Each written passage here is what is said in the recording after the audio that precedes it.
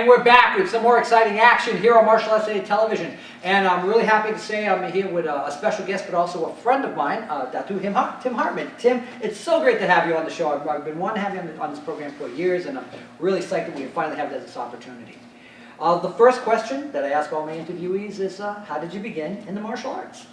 Well, I was 2 years old, and my dad was a state trooper out in Syracuse. And we would watch, back then what was big on show was, on TV was Kung Fu and Mod Squad. So we used to watch that when I was a little kid, and then I went through the neighborhood beating up all the other 2-year-olds because I thought that's how we played. I wasn't tough. At 2 years old, you really don't have to be tough to beat up other 2-year-olds. So I thought that was, you know, my dad had to sit me down and go, no. Always loved the martial arts, you know, and I got to a point where I was able, I was in high school, met a few friends that were doing it, you know, so we worked out together in the backyards and stuff like that. And then I got to the point where I got enough money to pay for my lessons, and I started training. And the first thing I found was Filipino martial arts, Modern Arnis. Wow. Now, who was your first instructor back then? Well, I studied at the Filipino Karate Academy in Buffalo, New York, in John Bryant, the late John Bryant. He passed away recently in the last couple of years, liver cancer. But he was one of Remy's top guys at the time, and he was also, Remy was a silent partner in the business. Oh, wow. So, okay. So, again, initially learning a weapon art, again, you did from the, what was it like at first learning Modern Arnis? Well, day one I walked in, the guy put a weapon in my hand and said, you want to hit each other with sticks, and I was like, oh, sold. But the more the more training I did, the more I realized that the sticks and the knives were really just props to teach motion. So a lot of people think we're a weapon-only system, but that's because Professor would teach at karate schools and taekwondo schools and all these other martial arts schools that were open-hand based, and he didn't teach the Filipino versions of those systems because they already had open hand combatives, so he would teach the things that they didn't already have, which was mostly the stick work. Now, the question that obviously comes to mind after that, what was it like for the first time ever meeting Remy Presas? So, my favorite magazine, my first black belt magazine was the one he was first inducted into the Black Belt Hall of Fame. So I go into the school, I look on the walls, and there's all these plaques. I'm like, this looks familiar. I know this face, whatever. So, you know, I'm a newbie, you know, so I'm doing stuff, yeah. Then I meet this Remy Presas guy. Comes in, little old Asian dude, and he's like, okay, how you doing, sir? I'm like, man, he looks familiar. Then all of a sudden I happen to be looking through my black belt magazine. Oh, that's him! And back then, my teacher didn't make a big production. We just said the professor. I didn't know he was a grandmaster. I didn't know he was in Black Belt magazine. I didn't know, because we just said, yeah, professor's coming to town. Okay, whoever this professor dude is. And, you know, then I got to see him, the first time moved, we were doing something at the police academy. And he did a big demonstration there. I'm like, oh. That's the guy who was teaching my instructor. I think I want to hang around for a while.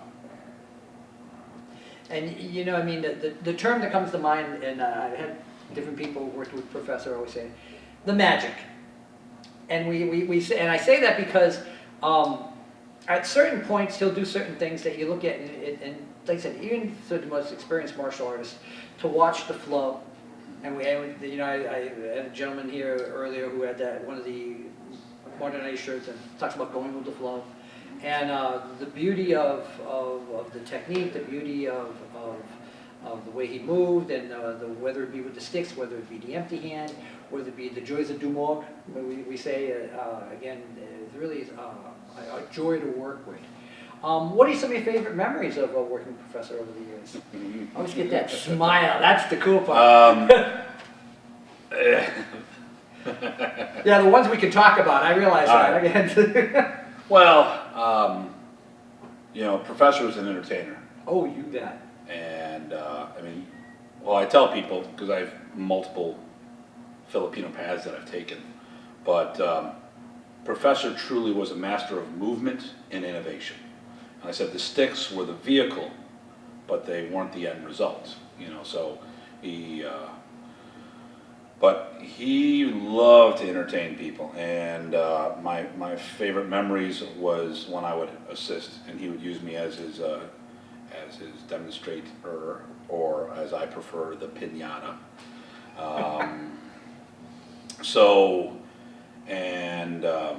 We would play off each other. After I got to a comfortable point with him, there were some issues we had in Buffalo, people making claims, and I told him, I visited him and I said, hey, listen, I want to talk to you about this. And I go, no, I'm handling it. You don't need to get involved. I just need to know this answer. And from that moment on, seeing that I didn't want him to fix something, that I was going to fix it myself, our relationship changed, and I got a lot closer. And he and I would actually start joking on the mat during demonstrations, where he would hold me up into a lock, and he goes, and of course, for those who aren't familiar with Filipinos, P's and F's are backwards. Mm-hmm. So you weren't his partner, you were his fartner, which there'd be a lot of giggles in the crowd. So he would use me as his fartner a lot, and he'd lock me up, and he goes, now it's time for Tim to punch me. Giggle, giggle, giggle. And then, but Tim cannot punch me here, because if he is, I will make him in pain. Tim, punch me. No, Professor. Tim, punch me. Professor, no.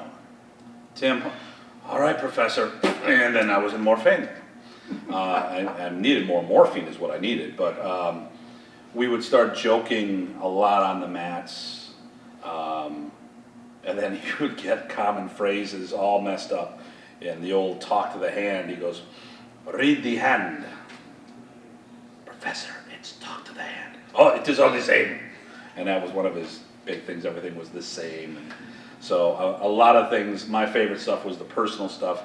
There was a lot of good martial arts stories, factual stories, versus the ones, the God's honest true stories that never happened.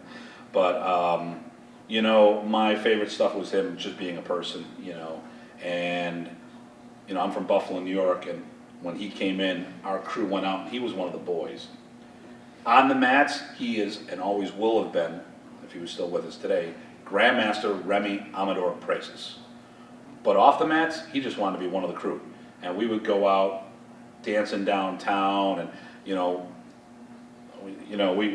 I remember one time he rolled in at 2 a.m. in the bar, I was with the Canadian stick team, and we're leaving, and he's rolling in at 2 because he was at another function. And he kept us all out till 4 a.m. dancing on the floor, doing single Sinwali on the dance floor. And for someone who has a lot of martial rhythm, he couldn't dance. Couldn't hit the downbeat to save his life. Martial art wise, perfect rhythm. Dancing floor, but and then he was up at 7 a.m. for me to pick him up. I probably stayed up all night to pick him up to take him to the airport.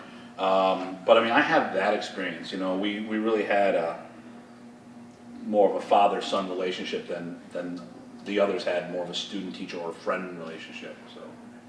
And I was afraid this was going to happen during this interview, and sometimes you get a smile on your face, and sometimes you get what's called the coat hanger. And I have the coat hanger from these memories. There's this huge smile on my face, like someone stuck a coat hanger in my face, and I'm very happy about it because, to know in our industry, various martial arts, simply stated, who's who in the zoo, and knowing who's, and again, you were mentioned, and there were certain people that he would talk about, and that you wouldn't know, and those other individuals wouldn't know, but he would mention certain people, and he would say, have you met Tim?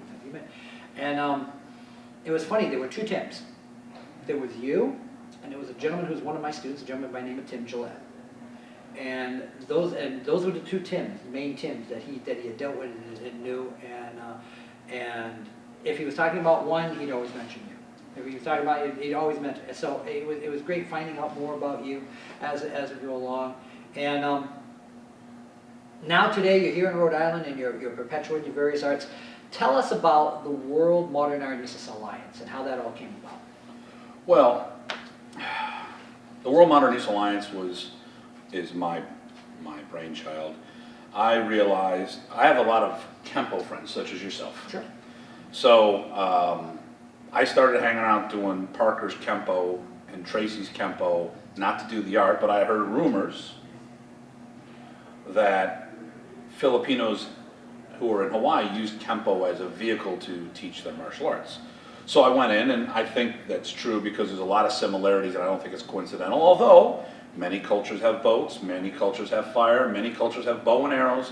So I can't say something is exclusive to one region. So in my travels, I ended up spending a lot of time with the Parker Kempo guys because that's the concentration of the demographic of the people where I was hanging out at the time. Sure. So I saw what happened after Mr. Parker's passing.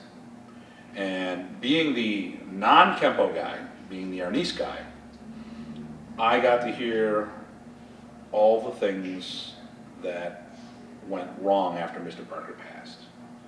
So my martial art expression is different than others because modern Arnis, as it's taught in North America, really is not a Filipino martial art. It's a cross-training program. If you look at Remy's, it's on Black Belt Magazine, and he talks about it all the time, Modern Arnis, the art within your art. Now I'm talking how he taught it in North America. In the Philippines, he taught it as a standalone system. But you could take Modern Arnis, add it to another system without compromising the integrity of said system. So a lot of times we're not looked at properly because people say, a lot of the Modern Arnis people like the Filipino martial arts are like, they're doing all the right techniques, but they look funny. And that's because he built it on somebody else's chassis. Now, because of that, all these other stylists had a fallback plan. So if something happened to Modern Arnis and Remy, which obviously it did, they can go back to their karate, they can go back to their jiu-jitsu. And actually, they probably never left it. They have an infrastructure for their base arts. If Modern Arnis died overnight, okay, I learned a new Filipino martial art, I added it to concepts to my system, and I'm gonna miss professor, but I'm not on my own. So I sat there in 99. No, actually 98, I think it was. I thought about what am I gonna do if something happens to the professor? Because there's no one else out there like myself in that starting in Modern Arnis as a primary system. Right. And, like many of us, Remy was our teachers. We didn't really, the IMAF, the International Modern Arnis Federation, it wasn't an organization. It was the letters on our diplomas. For those who knew Remy, he didn't have the infrastructure. He wanted to get it going, but he didn't have the infrastructure of an organization. I was his Can-Am chapter, the IMAF director. That started. We had a website, we had school listings, we had a newsletter, things were happening. He liked what we were doing with this. I had a letter authorization from him to do that. Sure. And he passed away just as the internet was beginning, just as things were going to happen. But I started this stuff already for myself because I had a feeling that there wouldn't be anyone there to fill his shoes. And there wasn't anyone there from a leader point or from a technical position to take me to the next level. So I started the founding of the World Modern Arnis Alliance and planned on working with a lot of my classmates. And then I was with Remy when he was diagnosed with the brain tumor, and we were told he was going to pass. I was in Germany with him. Actually, I was the only American there at the time. He offered to promote me again, and he just promoted me to 6th degree, which in modern was actually 7 because it's black then first. That's a whole nother story. And then he also issued the title of Datu, which is completely independent of rank. It's not because of 6 you are Datu. There are 6 degrees who are not Datu. Right, and we want to clarify that. It's very much like the Japanese and the Okinawa with the terms like Kyoshi and Hanshi, and you don't automatically get that title when you get that rank. It's a separate title that's allocated. And since you mentioned that, what is Datu? Okay, so Another smile. Professor issued titles to people. He did not have a set standard on what these titles were. So as far as what the title was, what it meant, generally in Filipino culture, Datu's the chief of the tribe. I don't believe that it gave me the freedom to do my own thing and do my own R&D. I was doing my own research and development, Sure. and every time I saw a professor, I showed him my notes and what I was doing and stuff. I led by example. When it came time for my 6th degree promotion, I didn't take a promotion. I took a test, okay? And it was the highest test in over 17 years is when he told me. This is at the 2000 camp. And then he announced at the end of the camp in front of everyone to see. And Michigan Summer Camp was the camp that everyone went to. He said it was the highest test in over 17 years, and it made me the highest active rank black belt in the system. The key word is active. Okay, so I know someone's going to bust my chops on that, and I really don't care. So, but because of all these things, there was no one there technically who could get me higher in the art. Sure. At least, and we didn't know about the Filipinos. There was a whole big thing after Professor died. Remy never mentioned the Philippines. So it's not that we ignored them, we didn't know they existed.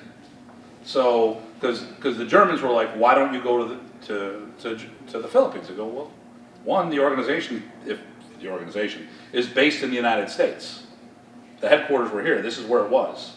This is Mecca at the moment, you know. And two, who are these Filipinos? The only Filipino we heard of was Roland Dantes. And I got to meet him, and we had a bunch of correspondence, I liked him a lot, you know. So, you know, before Professor died, he opened up the door for me to work with Ted Bua, which is the person, was the only person, well, he was the first person ever to teach for Anjan Bakan, the founder of Balintawak, when he wasn't in the club. And when Ted left for the States, he had his two cousins that he personally trained to take over. So everyone who ever taught for Anjan was part of the Bua lineage, or family. Genealogy, one way or another. So what Remy opened the door for me to train with me, if you want to learn real stick fighting, you're going to train with this guy. And I met Ted on multiple occasions in Detroit, because I used to frequent Detroit for seminars that Professor was teaching. So, so he was able to take me to higher levels in my martial arts. He's one of my mentors afterwards. But as far as the art of modern arnis goes, as far as we were concerned, there was nobody else there, and I had a big network of people I was working with, and they joined the World Modern Arnis Alliance, and it's an alliance, you know, and we welcome everybody. We don't make people do our curriculum because it's an alliance. If they want our ranks, or if they want our paper, because we issue our own diplomas for rank. If you want to do WMA certification, you have to do it our way. But if you want to do your own thing, we have no problem with that. We bring people in, you know, we're, I forget how many countries we have, but we're the largest U.S.-based modern arnis organization there is at this time. Let's go back for a moment again. We talked about the Presas, of course. We have to talk that you also worked with Ernesto Presas in Combatan. How did all that come about? So, okay, so I get a phone call from a good friend of mine and a student, Mike Alfano. Now, Mike actually was more of a friend than anything else. What happened is there was multiple organizations out there that was teaching arnis, and professor's name was on the diplomas, but it wasn't his diplomas. It was just his name was on it. So he had this misunderstanding, or the instructor may have misrepresented that it was also a modern arnis rank. I don't know, because I wasn't in the conversation. But he came to me and said, you know, at one time he goes, hey, let's look at this, and I actually helped him get his papers from the IMF. Okay. So he called me up, and he knew people on the Ernesto side. And he goes, hey, Ernesto's in the hospital. I go, okay. He's in a coma in the Philippines. Okay. I go, so why are you telling me? Well, the guys on the other side wanted me to get word to you. Why? Because they knew you'd do something. I go, you're right. So I called up someone here in the States to get Remy's phone number in the Philippines. Ah, okay. I call up Ernesto, I go, hey. I call up Remy, I go, hey, Remy, I heard you and I have a problem. No, it's not it. Which we didn't. Well, I had an argument with him, it was all cleared, but I figured instead of just coming in and saying, your brother is dying, you know, so I started with that conversation. How's everything else? And we got in, and I go, listen, your brother's sick in the hospital. We went back and forth on this for a while, and at the end of the conversation, he goes, I'm going to call my brother, I'll do something. And they go, but you and I are good. I'm like, I know we're good. But I couldn't just, you know, when in Filipino culture, you don't directly go into it. That's more of an American thing. You circle and you wait for the openings. So I circled a little and went right in for, you know. So Remy reaches out, talks to his brother. I hear that Ernesto is up at in Maine So, and every time he's doing a Wow. seminar here in the States, I can never make it, and then it gets canceled or postponed. So I drove up to Maine, and Remy was still alive on this, and but my mentality wasn't turning my back on anyone. It was meeting the entire family, you know? Right. Remy was like a father to me. He'd introduced me to Filipinos as his son in Tagalog. He was my tatay, and I was his anak. So people thought they were calling me a nut, which, you know, maybe goes hand in hand, who knows. So I went up, and the host says, Grandmaster Ernesto, this is Tim Hartman. Oh, Tim Hartman, you're like a brother to me. You got my brother to call. Boom, boom, boom, boom. And we became really good friends. And I started adding that path, that curriculum to me. And a good friend of mine, I'm one of his top, actually probably his top American at the time, Rick Manglanon, who lives, and I'm hacking the name, by the way. I can't pronounce it the Filipino, I'm too puti. But he lives in Lake Tahoe, and he's like a brother to me. And I went to him, and he helped me translate, because he started with Remy. Remy moved to the East Coast. Ernesto came in, filled in some of the gaps there. So he probably the longest running student of the Preseasoned family systems in North America. And he helped guide me. 2007, I went to the Philippines with Rick, and the two of us were the two first Americans promoted to 9th degree Grandmasters in Combatant. I got my blessing from Grandmaster Ernesto as his brother's successor, which is his opinion. Right. And whether or not people want to follow it, that's his opinion. That was his opinion. Yeah. And unfortunately in 2011 he had passed, but I had great times with that. And since then, Rick and I have reformed the system, and now we embrace both arts together as one curriculum, and we call it Preseasoned to give respect equally to both of the brothers, versus I could call it modern, I could call it combatant, but with Preseasoned, it pays equal respect to the family. You know, And we should mention the third brother as well, Roberto, who does the Hinigaran Arnis de Mano, which is, so Remy, there's 3 versions of modern Arnis. Remy taught his 2 younger brothers. Okay, so Remy was the single stick fighter, Ernesto was the double, and Roberto was the stick and dagger fighter. Ah. So each one has their own characteristics, their own personal style. Excellent. Well, let's go on to our final question for today, and then what does the future hold for you in regards to the martial arts? A lot of frequent flyer miles. You know, I've been doing a lot more seminars. I'm probably home about 10 to 15 weekends out of the year. So when I'm not home, I'm either teaching events like this, or I'm going to other events, you know, conventions and stuff, meeting and greeting, making contacts with the organization, trying to promote both arts. I also do Balenciaga Eskrima now. Well, I have been since 2000, we're helping promote that. I promote Filipino martial arts as a whole. As we come to our camps, you'll always see that there's non-modern Arnis players. We just did my 15-year anniversary of the organization, as well as my 50th birthday celebration. And we had Grandmaster Bobby Toboda of Balenciaga, Grandmaster Michael Horon of original Horon Eskrima. You may know more as his father's system, the Leo Horon system of Bahalana. I had Grandmaster Rick Manglanon, Combatant, and Preseasoned Family Systems. And then the list goes on from there, from the other instructors, but those are just 3 of the Filipino martial arts instructors. I've had Jason and Nay work with us from the Anayan, or I'm sorry, Jason and Nye, my bad, from the Anayan system. We've had Roger Bulis of Stig Lameco. I've had Marlena Afano come out. We've worked with Ending de Leon, and it just keeps going from there. So our goal is to not only promote Remy's lineage, or the Preseasoned family lineage of Filipino martial arts, but all, because a rising tide raises all ships. And if we work together as a community, we'll be stronger. Because right now, Filipino martial arts is a minority of the martial art community. So my goal, in addition to promoting what I'm doing, because this is what I do for a living, is to help FMA as a whole. We've done that through FMA Talk, which is Filipino Martial Arts Discussion Talk, which is FMAtalk.com, which we're getting ready to do a software update.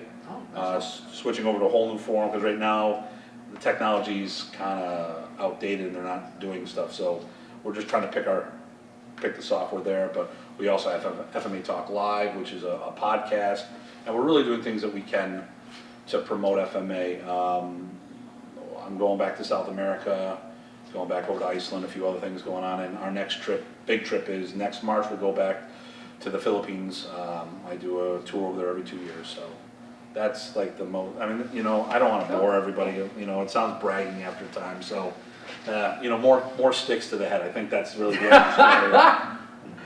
Well, again, I wanted to really thank you to take the time to do this interview. Again, it's been many years, and I'm really glad that we finally got the time to sit down and talk a little bit about your career. And we're going to be back with some more exciting action here on Martial Arts Today Television. Stay tuned.